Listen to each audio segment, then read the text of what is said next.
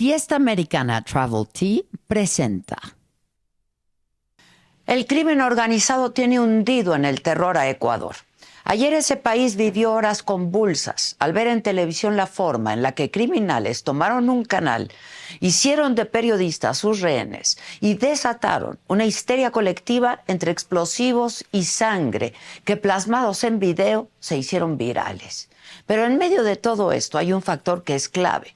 La crisis de violencia en Ecuador lleva el sello de los carteles mexicanos. Ecuador es gobernado por Daniel Noboa, un hombre de 36 años que saltó del empresariado a la política con la promesa de poner mano dura contra los grupos de la delincuencia organizada. Con menos de 2 meses en el cargo, comenzó a tejer estos hilos de lo que había prometido. Inició con un plan de limpieza profunda en las cárceles. Buscaba extraditar reos, quitarles los lujos que tenían en sus celdas y evitar la convivencia de miembros de las principales organizaciones criminales de Ecuador, o sea, los choneros y los lobos. Pero el 7 de enero, José Adolfo Macías Villamar, alias Fito, el criminal más peligroso del país y líder de los choneros, se fugó de una cárcel de Guayaquil. Las autoridades tardaron 15 horas en darse cuenta de lo que había ocurrido. A la fuga del Fito le siguió una estela de atentados y motines en las cárceles del país. Pero 48 horas después vino una segunda fuga. La madrugada de ayer del penal de Riobamba escapó Fabricio Colón Pico, líder de los Lobos. El hombre llevaba apenas 3 días preso. Fue acusado por la fiscal general de Ecuador, Diana Salazar, de tener un plan para asesinarla. Sin embargo, desde el lunes, el gobierno ecuatoriano había ordenado un estado de excepción de 60 días para responder a esta ola de violencia con policías secuestrados, fugas de presos y ataques con explosivos. Claramente, eso no frenó al crimen organizado. Ayer por la tarde, los delincuentes tomaron por 30 minutos el canal 10 de TC Televisión en Guayaquil, mostrando sus armas a las cámaras.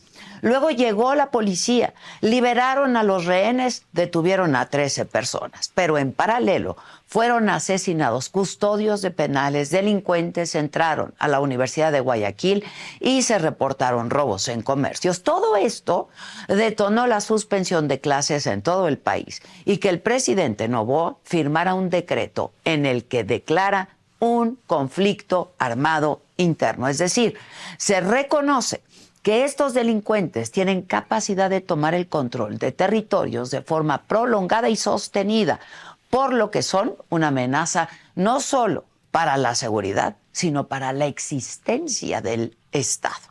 Decir que existe un conflicto armado interno implica que las Fuerzas Armadas van a desplegar todo su poder en contra de los grupos criminales, que ahora son considerados terroristas. Lo que vemos hoy en Ecuador es quizá la muestra más cruel de lo que significa hablar de carteles transnacionales. Y en este caso puntual, del cártel de Sinaloa y el de Jalisco Nueva Generación. En mayo del año pasado, una investigación de la organización Insight Crime advertía de cómo los tentáculos del narcotráfico mexicano ya habían llegado hasta Ecuador, pues ese mes se realizaron 18 atentados en las provincias de Guayas y Esmeraldas. Los grupos que perpetraron esos crímenes ya se presentaban como aliados del cártel de Sinaloa o del de Jalisco Nueva Generación. De hecho, en años pasados ya se daban señales muy graves de esta conexión cuando, en un esfuerzo por calmar las riñas entre pandillas, el presidente de entonces, Lenín Moreno, ordenó dispersar en las cárceles a los miembros de los choneros y los lobos.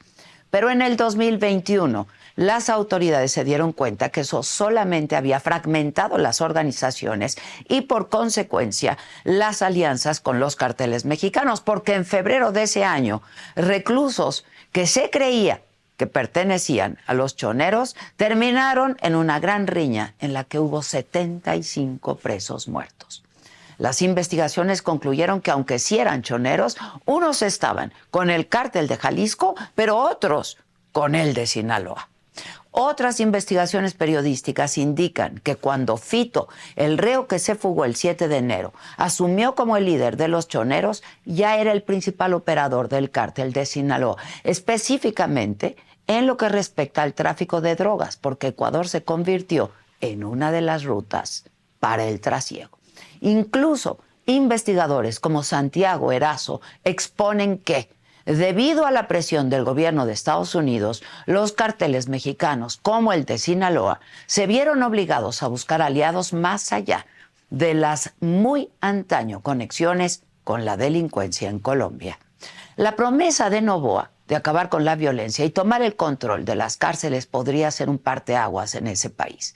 Para bien, aún es muy prematuro decirlo. Lo cierto es que la situación ya había llegado a un límite. En las elecciones presidenciales del año pasado, los grupos criminales mataron a uno de los candidatos, Fernando Villavicencio.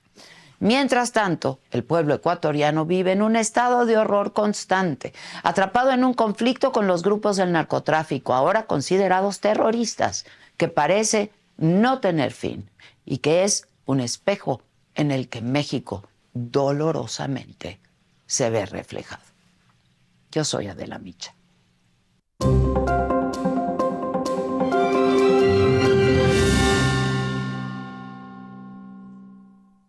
Hola, ¿qué tal? Muy buenos días, los saludo con mucho gusto hoy que es miércoles 10 de enero.